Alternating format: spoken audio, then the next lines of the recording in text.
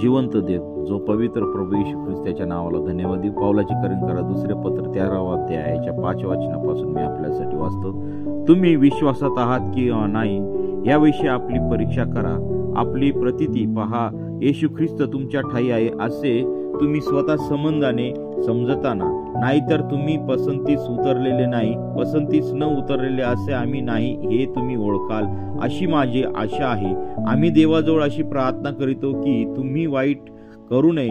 आम्ही पसंतीस उतरलेले दिसावे म्हणून नव्हे, तर आम्ही पसंतीस न उतरलेले असे असलो तरी तुम्ही चांगले करावे.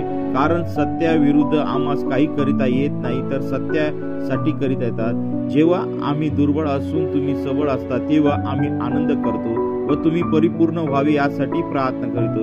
यामुळे मी जवळ नसताना हे लिहितो ते अशासाठी की जो अधिकार प्रभूने पाडण्यासाठी नव्हे तर उभारण्यासाठी मला दिला, त्या अधिकाराप्रमाणे जवळ आल्यावर मी कडकपणाने वागू नये. वाचलेले वचन देवापाशी आशीर्वादित करो. आमेन.